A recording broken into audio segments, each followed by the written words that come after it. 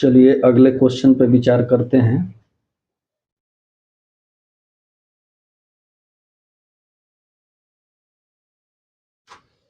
मान लीजिए कि इस तरह का सर्किट है।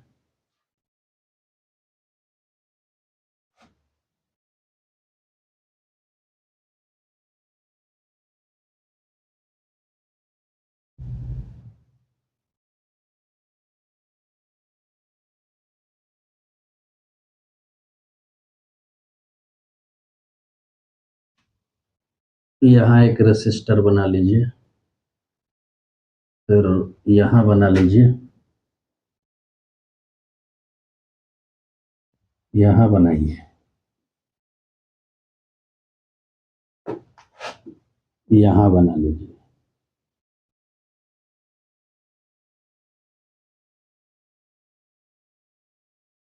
और यहाँ बना लीजिए, फिर यहाँ बना लीजिए। उसी तरह यहाँ बनाइए, यहाँ बनाइए, और यहाँ बनाइए,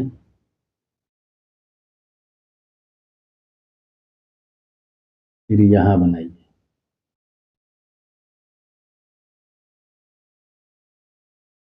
उसी तरह यहाँ बना लीजिए,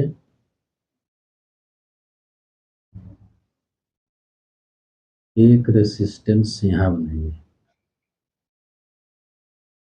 ठीक है। और मान लीजिए कि ये टर्मिनल दे दीजिए ए और ये टर्मिनल दे दीजिए बी।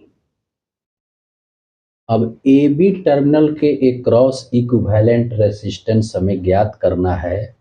अगर रेसिस्टेंस आर है, आर है, आर आर, आप 2R भी ले सकते हैं, 3R भी ले सकते हैं। हम आर ले लिए, R R R R R. मान लीजिए 2R 2R 2R 2R 3R 3R 3R ले सकते हैं। हम आर ले लिए। ठीक है।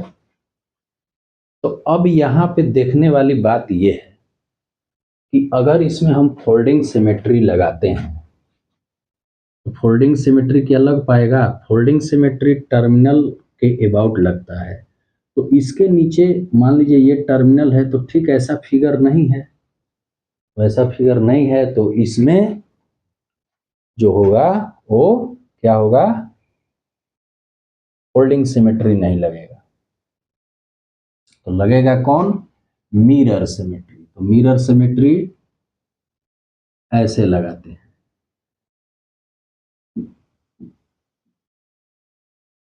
ठीक, यहां मैं लिख देता हूं याददाश्त के लिए, इसमें मिरर साइमेट्री हमने जो लगाया वो क्या लगाया? मिरर सिमेट्री लगाया। तो ए बी के क्रॉस ज्ञात करना है, तो जब मिरर सिमेट्री लगाते हैं तो एक को प्लस, एक को क्या करते हैं? माइनस लिखते हैं। एक को प्लस, एक को माइनस। ठीक है। अब यहां से करंट चला, मान लीजिए कि आई करंट चला, तो इस पॉइंट पे ये क्या हुआ? डिस्ट्रीब्यूट हुआ। यहाँ यहाँ यहाँ नाम दे दीजिए। मान लीजिए ये करंट I1, ये करंट I2, ये करंट I3। ठीक। अब जब मिरर रखा है तो I1 का इमेज कहाँ बनेगा? यहाँ बनेगा, यहाँ बनेगा ना, लेकिन डायरेक्शन ऐसे हो जाएगी। तो ये मान लीजिए I1 है, I1 का I1 यहाँ मिरर है, तो LHS और RHS लेते हैं। I2 का यहाँ I2 और I3 का मान लीजिए इमेज जो बनेगा वो इस तरह से बनेगा I3। अब यहां देखिए,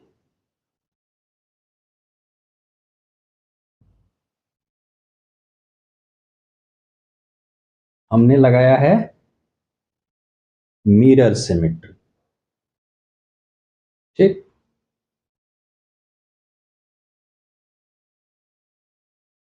तो ये I2 गया, I2 गया, I2 ऐसे निकल गया, ठीक है। I3 गया, I3 गया तो I3 ऐसे निकल गया, I1 गया तो I1 ऐसे निकल गया। यहां तक तो बात समझ में आती है।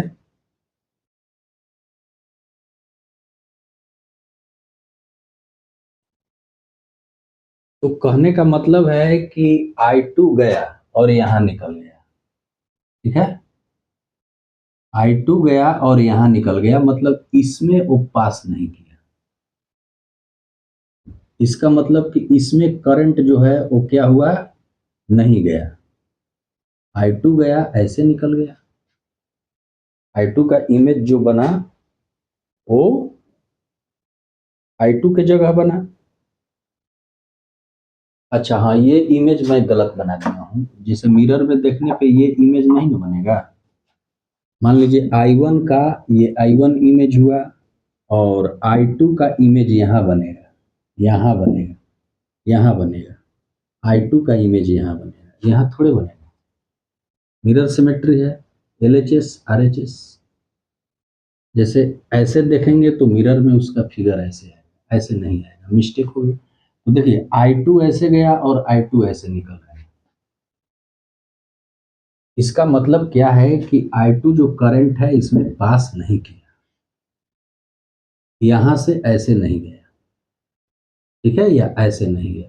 तो ये साफ झलकता है कि ये पॉइंट जो है एक दूसरे के टच में नहीं है मिरर सिमेट्री से। तो जब टच में नहीं है तो इसका फिगर जो हम बनाएंगे हम ऐसे बना सकते हैं। एक छोटा सा फिगर बना लेते हैं जिससे समझ में आ जाएगा थोड़ा सा।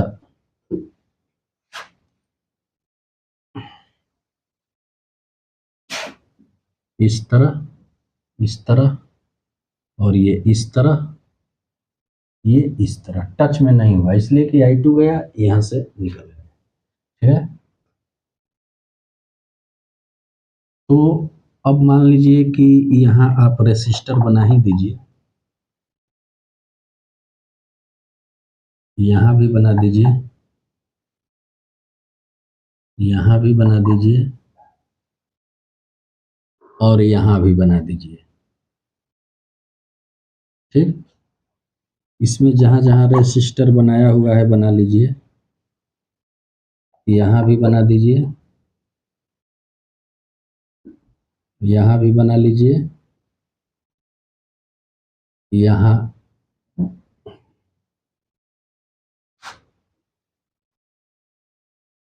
यहाँ भी अपना रेसिस्टर बना लीजिए,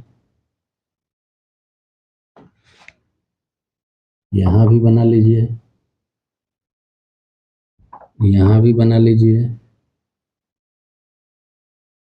और यहाँ भी बना लीजिए,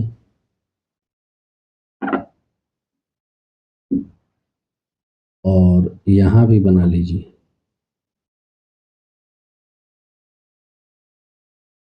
ठीक है, ये सब आर आर है, ये आर, ये आर, ये आर, ये आर, ये R, R R R R R R R, कहीं छूटा हुआ नहीं है।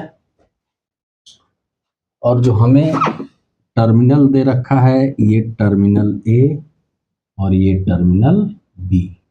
तो मैं क्या कहा कि एक को प्लस एक को माइनस, यहाँ से करंट चला आई तो यहाँ डिस्ट्रीब्यूशन हुआ, तो जिसको हमने क्या लिखा है I1।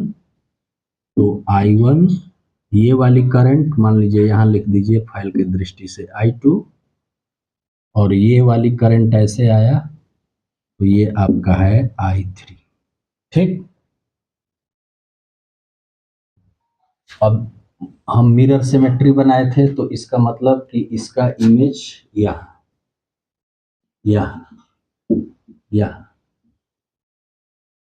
इसका मतलब है कि ये करंट गया ऐसे है तो इसमें ये करंट पास नहीं कर रहा है, इसका मतलब कि ये एक दूसरे के कांटेक्ट में नहीं है। अब हमारा सर्किट जो होगा, अब जो हमारा सर्किट हुआ, यहाँ प्लस लिखें, अब जो हमारा सर्किट हो गया वो आसान हो गया, ठीक। अब यहाँ से ऐसे ऐसे, ठीक है, ये ऐसे, फिर ऐसे, ये वाली ऐसे, ये वाली ऐसे, ठीक। तो अब देखिए, अब हम इसका इक्विवेलेंट रेसिस्टेंस ज्ञात कर सकते हैं। ये सीरीज में, ये सीरीज में, ये सीरीज में, और इसका कॉम्बिनेशन पैरेलल में, ठीक है। तो अब इसका पैरेलल कॉम्बिनेशन पहले निकालेंगे। तो इसका पैरेलल कॉम्बिनेशन कैसे बनाएंगे, यहाँ बना दिया, और मान लीजिए कि एक करंट इस तरह से हुआ, एक रेसिस्टर इस तरह से हुआ और दूसरा रेसिस्टर इस तरह से हुआ, ये आर, ये आर, ठीक है। और एक आया ऐसे, ये आर और एक ये आर, यहां तक। तो आर आर क्या हुआ, आर आर ये इक्वल टू हुआ आपका 2R, आर आर 2R। तो यहां बना लीजिए, यहां बना देता हूं इसको, ये सीरीज में है तो ये आपका हुआ 2R, आर आर 2R, ये भी सीरीज में है क्योंकि करंट ऐसे जा रहा है, मैं डायरेक्शन दे दिया, यहां से करंट बढ़ रहा है। तो ये क्या हुआ, ये भी आर आर क्या हो गया, 2R हो गया, ठीक है।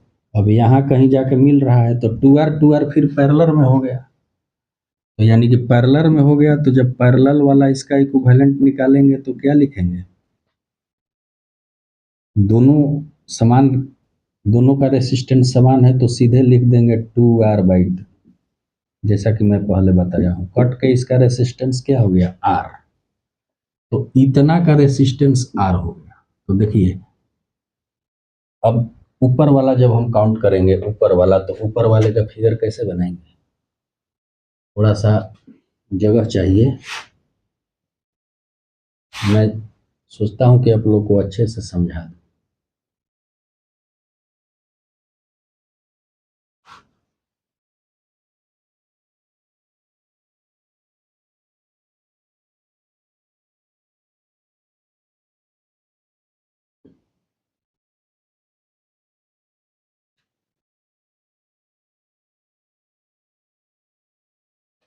चलिए,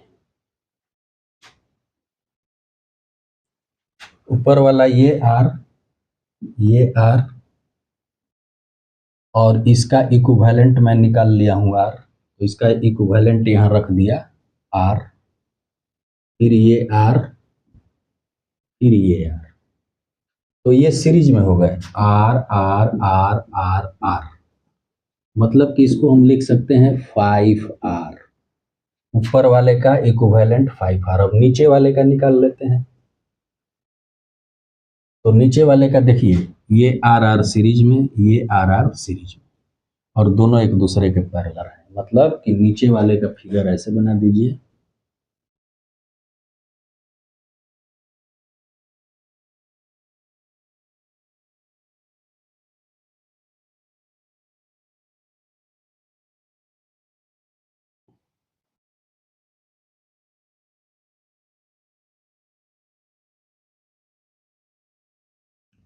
तो ये क्या है, आर आर, आर आर, नीचे वाला क्या है, आर आर, आर आर, ठीक है।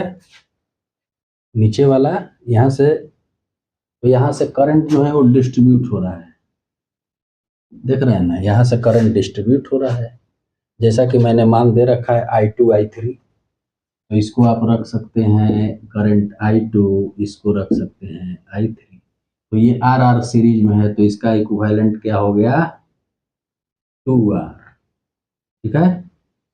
इसका इक्विवेलेंट हो गया 2R, और इसका इक्विवेलेंट क्या हो गया, आर आर 2R। अब 2R पैरेलल में हो गए, तो इसका इक्विवेलेंट क्या हो गया, पैरेलल का इक्विवेलेंट निकालेंगे तो सीधे फार्मूला लिख दीजिए 2r/2, तो ये r हो गया। इसका नीचे वाले का जो है, नीचे वाले का इक्विवेलेंट हम लोगों ने क्या देखा, r, और ऊपर वाले का इक्विवेलेंट क्या देखा, 5r। ठीक है, अब यहां से ये ऊपर वाला और नीचे वाला का जो फिगर बनेगा वो आपका इस तरह का बनेगा। देखिए ये, और यहां से ये, इसका इक्विवेलेंट 2r, यहाँ साफ लिख दीजिए 2r मिटा के, ये 2r हो गया। तो ये नीचे वाला 2r और ऊपर वाला 5r, यहाँ से करंट डिस्ट्रीब्यूट हो रहा है, तो ये दोनों पैरेलल हो गए। पैरेलल हो गए तो इसका अगर हम निकालना चाहेंगे तो ऐसे निकाल देंगे। ऊपर वाले का हमने निकाला है 5r, और नीचे वाले का इक्विवेलेंट निकाला है, थोड़ा सा अच्छा बना दे रहे हैं, नीचे वाले का इक्विवेलेंट निकाला है 2r, 5r, और नीचे वाले का 2r, क्योंकि r 2r हुआ और r 2r, तो नीचे वाले का 2r नहीं हुआ, नीचे वाले का r हुआ ना, r हुआ, 2 से 2 तो कट ही गया, नीचे वाले का r, नीचे वाले का r। देखिए अब 5r और r क्या है, पैरेलल में हो गया, क्योंकि r 2r सीरीज में, r 2r सीरीज में, फिर एक दूसरे के लिए ये पैरेलल हो गए, तो 2r/2 हो गया, कट के r हो गया। ऊपर वाला जो है इसका इक्विवेलेंट हमने निकाल लिया, r निकाला था, तो r और ये r, तो 2 1 3 1 4 1 5, 5r। अब ये दोनों पैरेलल हो गए, तो पैरेलल के लिए इक्विवेलेंट लिखेंगे तो क्या लिखेंगे, 5r इंटू r बटा 5r प्लस r, ये लिखेंगे।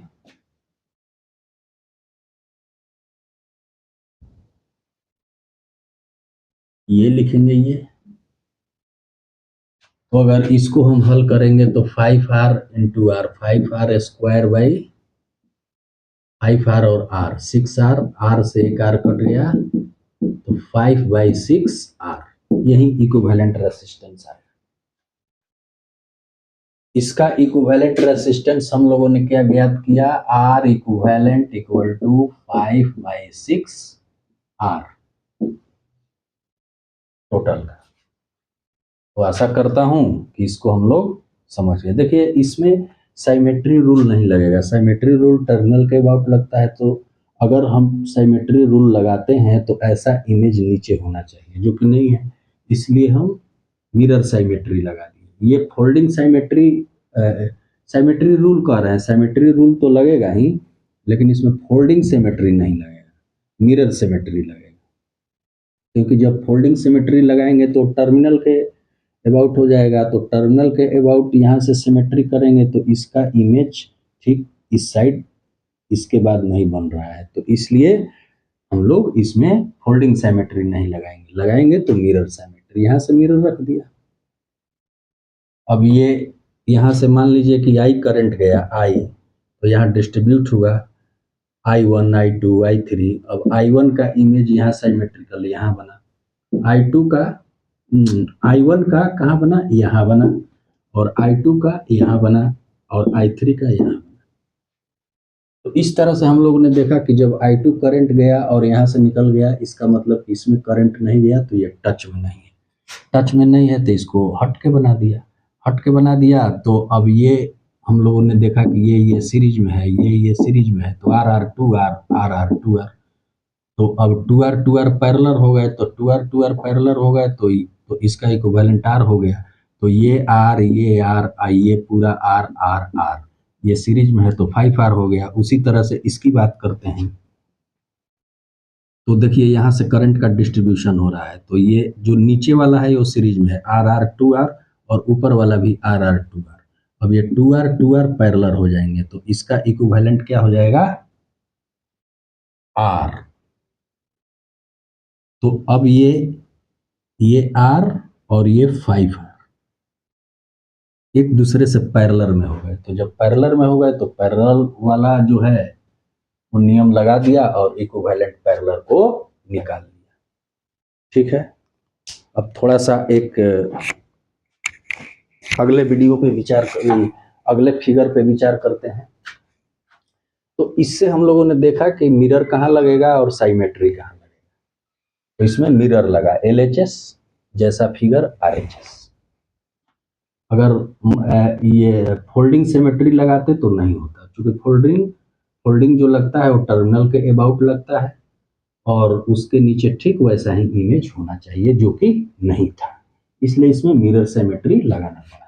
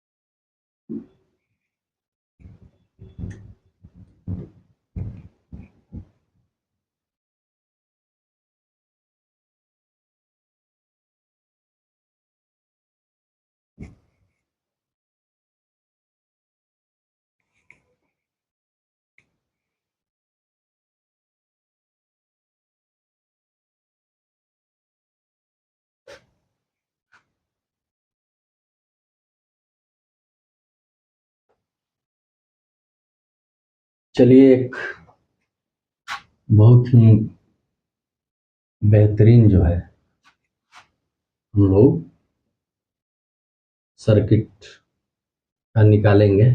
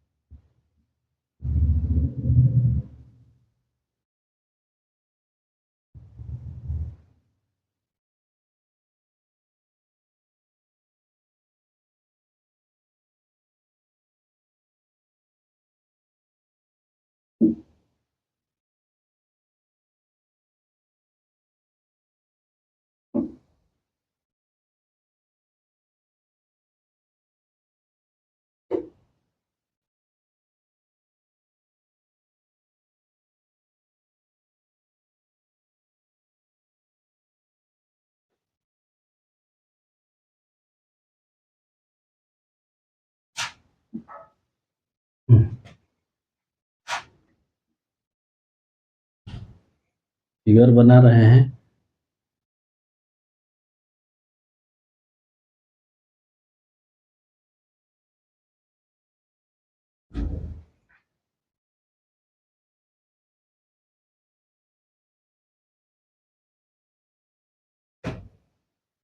एक दो तीन चार, इसको और इधर से इसको मिला। 4 3 7, 4 1 2 3 4 4 3 7, ठीक है। अब यहाँ एक टर्मिनल दे दिया, इस टर्मिनल का नाम दे दीजिए ए, इस टर्मिनल का नाम दे दीजिए बी, ठीक है। और इसमें रेसिस्टेंस बना देता हूं। मान लीजिए ये रेसिस्टेंस है, ये रेसिस्टेंस है, फिर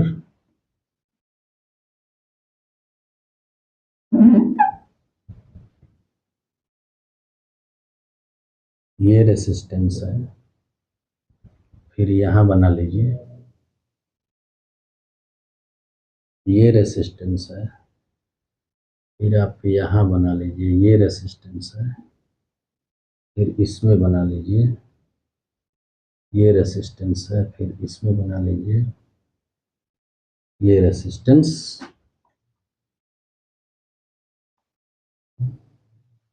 ये रेसिस्टेंस, और ये रेसिस्टेंस, ये रेसिस्टेंस,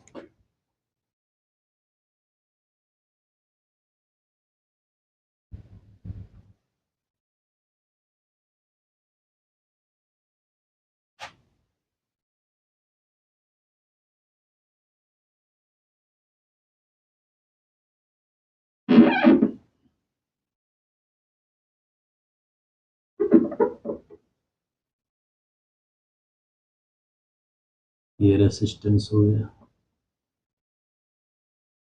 यहाँ बना लीजिए, ये रेसिस्टेंस, यहाँ बना लीजिए,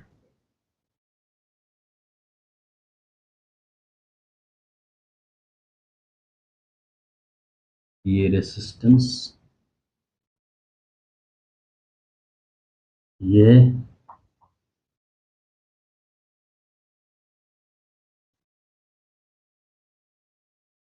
इस रेसिस्टेंस को बना लीजिए,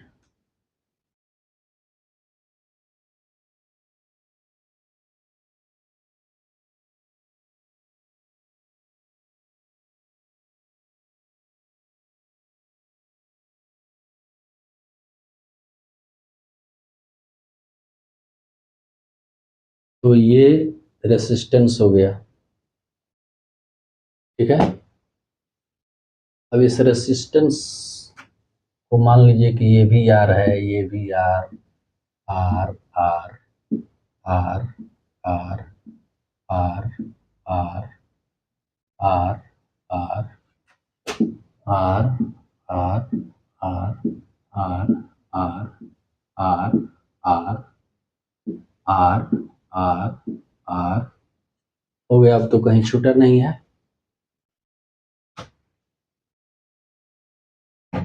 मान लीजिए 1 2 3 4 5 6 7 8 9 10 11 12 13 14 15 18 19 20, ठीक है। ये रेसिस्टेंस को बना लिया। अब ये ए बी के अक्रॉस यहाँ लिख दीजिए टू फाइंड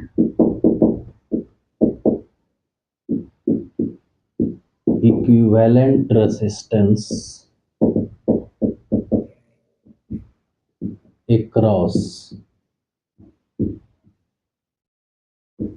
ए बी के अक्रॉस अगर हमें इक्विवेलेंट रेसिस्टेंस ज्ञात करना हो तो क्या करेंगे? तो देखिए इसमें फोल्डिंग लगा लीजिए, मिरर लगा लीजिए, जो भी लगाना हो। अगर फोल्डिंग लगाएंगे तो टर्मिनल के अबाउट लगाएंगे, तो मान लीजिए कि हमने फोल्डिंग को लगा लिया, ये टर्मिनल के अबाउट फोल्डिंग लगता है, ठीक है।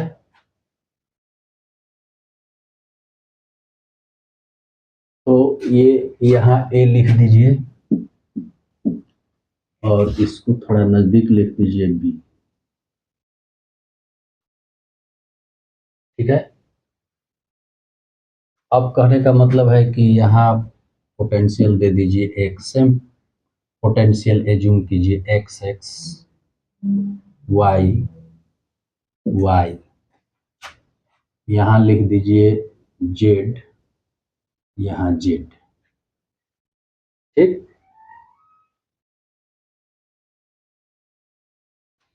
यहाँ लिख दीजिए मान लीजिए एम, तो यहाँ भी एम दे दीजिए। यहाँ दे दीजिए टी, तो यहाँ भी दे दीजिए टी। देखिए फोल्डिंग लगाने से ये फोल्डिंग के साइमेट्रिकल है ना। जब इसको मोड़ेंगे, ये आधा से मोड़ेंगे तो ये ठीक उसी साइज में हो जाएगा, रेसिस्टेंस भी समान है सबका। तो अब वही फोल्डिंग साइमेट्री वाला यूज करेंगे। यहाँ मैं लिख देता हूं कि ये जो लिया गया ये क्या है, फोल्डिंग साइमेट्री। Folding symmetry. अब इसमें देखिए क्या होगा, ये potential A to X, potential A X के बीच रेसिस्टेंस, मतलब इसके क्रॉस रेसिस्टेंस आर है, तो ए और एक्स के बीच क्रॉस रेसिस्टेंस क्या है, आर है। तो ये आर आर क्या हो गया, पैरेलल हो गया। जब आर आर पैरेलल हो गया तो इक्विवेलेंट क्या होगा, इसको मिटा देंगे। और यहाँ जो आर है, आर के नीचे क्या लिख देंगे, आर बाई टू। क्योंकि आर आर, अगर आर और आर मान लीजिए कि इक्विवेलेंट में, ये पैरेलल में हो, ये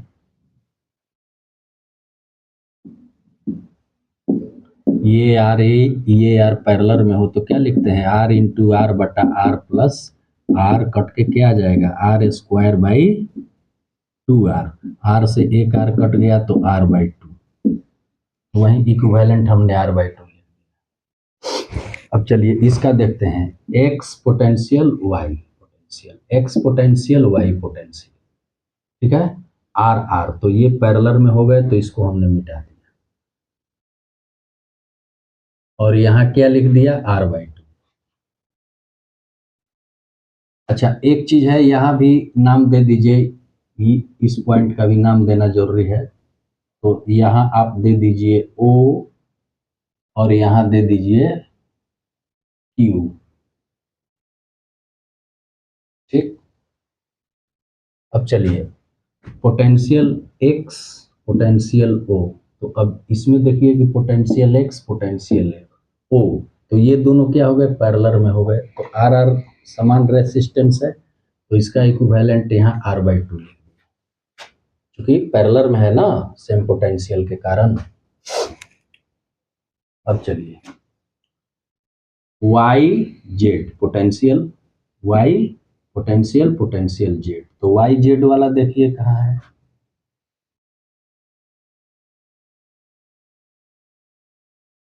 ये आपका हुआ वाई पोटेंशियल और ये आपका जेड पोटेंशियल, ठीक है। तो वाई और जेड, तो ये वाई और जेड ये है, मतलब ये और ये पैरेलल है, रेसिस्टेंस समान है, तो इसको हमने क्या किया, मिटा दिया। मिटाने के बाद यहाँ लिख दिया आर बाई टू। ठीक, अब ओ और जेड पोटेंशियल रेसिस्टेंस आर, तो ओ और जेड देखिए, और कहाँ है ओ और जेड, तो इसको मिटा दिया और यहाँ लिख दिया आर बाई टू। ठीक, अब यहाँ देखते हैं potential Z potential Q resistance R, तो potential Z potential Q resistance R, तो इसको मिटा दिया। आर आर पैरेलल में हो गया, तो यहाँ आर बाई टू हो गया। अब यहाँ देखते हैं पोटेंशियल जेड पोटेंशियल एम के क्रॉस जो रेसिस्टर है वो आर है, जेड और एम। तो अब हम देखेंगे कि जेड और एम कहाँ है। देखिए जेड और एम ये, तो ये और ये पैरेलल हो गया, आर आर है तो ये आर बाई टू हो गया, और इसको हम लोग क्या करेंगे, मिटा देंगे। ठीक,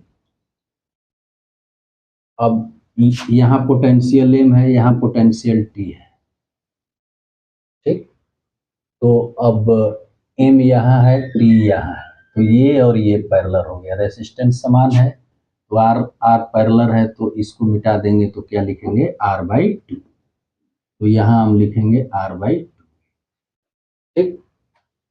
अब इसको देखते हैं, यहाँ पोटेंशियल क्यू है, यहाँ पोटेंशियल टी है, ठीक। तो यहाँ पोटेंशियल क्यू है, यहाँ पोटेंशियल टी है, रेसिस्टेंस समान है, तो ये पैरेलल में रेसिस्टेंस हो गया, तो इसको मिटा देंगे और यहाँ आर बाई टू लिख लेंगे। आर आर पैरेलल है तो इक्विवेलेंट रेसिस्टेंस क्या होगा, आर बाई टू होगा। सिमिलरली उसी तरह से यहाँ पोटेंशियल टी और यहाँ पोटेंशियल बी, उसी तरह से यहाँ पोटेंशियल टी, यहाँ पोटेंशियल बी, रेसिस्टेंस समान है, तो ये रेसिस्टेंस और ये रेसिस्टेंस क्या हो गया, पैरेलल हो गए, पैरेलल हो गए, तो आर आर पैरेलल है तो इक्विवेलेंट हो गया आर बाई टू। इसको अब देखिए जो हमारा ये सर्किट है वो आसान हो गया, ठीक। कैसे आसान हो गया, तो अब ये नीचे वाले से कोई काम नहीं है। देखिए इसको बनाइए ऐसे, इस तरह, ये आपका इस तरह है, और यहां से थोड़ा सा सीधी लाइन,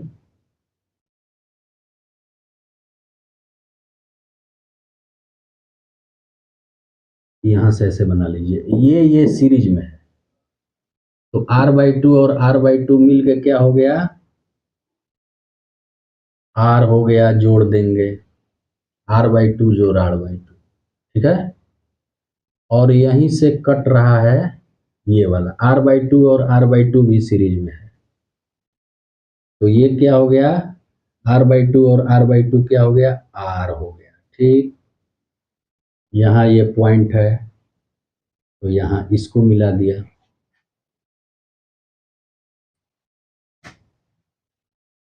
ठीक है। अब थोड़ा इसको चलते हैं, यहाँ देखिए ये यहाँ से ये दोनों सीरीज में है, R by two R by two, तो ये सीरीज में हो गया आर बाई टू जो आर बाई टू क्या हो गया, आर, ठीक है। और यहाँ वाला ये आर बाई टू ये सीरीज में है, तो आर बाई टू जोड़ आर बाई टू क्या हो गया, आर, राइट। यहाँ ये पॉइंट मिल गया तो मिला दिया, इससे कोई मतलब नहीं, इसको मिटा दीजिए, ये तो फोल्डिंग के लिए मैंने लाइन खींचा था, ठीक है। अब इसके बाद यहाँ से जो आया वो आपका आर बाई टू है, इसका भी मान क्या है, आर बाई। अब ये सर्किट आसान है, तो अगली स्टेप जब हम करेंगे इसका, तो ये पैरेलल हो जाएगा, ये पैरेलल हो जाएगा, तो कर दीजिए,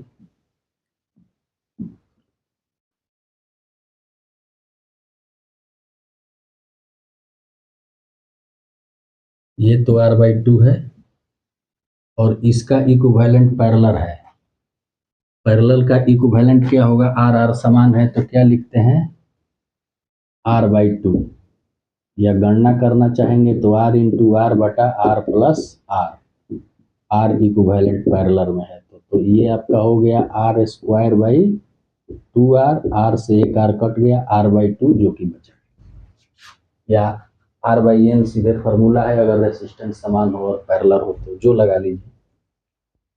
तो कहने का मतलब कि इसका इक्विवेलेंट जो रेसिस्टेंस हमें मिला वो क्या मिला, आर बाई टू। उसी तरह से ये आर आर पैरेलल है तो इसका भी रेसिस्टेंस हमें क्या मिला, आर बाई टू। और फिर यहाँ क्या मिला, यहाँ तो आर बाई टू है ही। अब ये सीरीज में हो गए, ठीक है, तो जोड़ देंगे, अब इसका इक्विवेलेंट रेसिस्टेंस निकालेंगे तो क्या निकालेंगे, R/2 जोड़ R/2 जोड़ R/2 जोड़ R/2। तो क्या होगा, दो एलसीएम होगा R R R R R, तो ये क्या हो जाएगा 4R। 4R/2, 2 से 2 कट जाएगा तो क्या मिलेगा 2R। तो इस तरह से इस सर्किट का इक्विवेलेंट रेसिस्टेंस जो है टर्मिनल AB के एक्रॉस, क्या हम निकाले, टर्मिनल AB के एक्रॉस जो निकाले वो निकाले R equivalent equal to 2R। Final हुआ, ठीक है। तो यहाँ पर जो हमने यूज किया वो फोल्डिंग सिमेट्री का यूज किया। तो फोल्डिंग सिमेट्री में टर्मिनल के अबाउट जो है वो एज्यूम करते हैं लाइन, और लाइन के इस साइड और उस साइड एक तरह का फिगर होना चाहिए, रेसिस्टेंस भी हर समान होना चाहिए, ठीक है। मतलब इस तरफ जैसा बन रहा हो उस तरफ भी वैसा बन रहा हो, और टर्मिनल के एक अबाउट होना चाहिए, तभी हम ये फोल्डिंग सिमेट्री का यूज करते हैं। और जो पोटेंशियल लेते हैं वो समान लेते हैं, जैसा कि मैंने लिया था, एज्यूम कर लेते हैं और तब इसको बनाते हैं। तो ये सिमेट्री रूल जो है वो दो प्रकार का होता है, हम लोगों ने जाना, एक मिरर सिमेट्री और एक फोल्डिंग सिमेट्री। तो इसके सहायता से ये मोस्ट कॉम्प्लेक्स सर्किट अगर दिया हो और इक्विवेलेंट रेसिस्टेंस निकालना हो तो हम निकाल सकते हैं। मिरर सिमेट्री में क्या था, ये मिरर सिमेट्री में एक टर्मिनल को पॉजिटिव मानते हैं और दूसरे को निगेटिव मानते हैं, ठीक है। अब जो करंट का बंटवारा होता है तो उस करंट से जो मिरर रखते हैं वो टर्मिनल के अबाउट नहीं रखते हैं, वो ऊपर रखते हैं, मतलब LHS और RHS। और जो ये इमेज बनता है करंट का, जैसे I1 का हम बना के I1 दिखाए थे, I2 का अगर डिस्ट्रीब्यूशन हो रहा हो तो ठीक वैसा ही बने और रेसिस्टेंस भी समान हो, तो हम लोग मिरर सिमेट्री को लगाते हैं। तो मिरर सिमेट्री में करंट क्या लेते हैं, LHS और RHS में समान लेते हैं, और फोल्डिंग सिमेट्री में पोटेंशियल जो एज्यूम करते हैं, ठीक है ना, सिमेट्रिकल, वो समान लेते हैं, तब हल करते हैं। ठीक है, आज बस इतना ही, और अगले में हम लोग अगला वीडियो देखेंगे।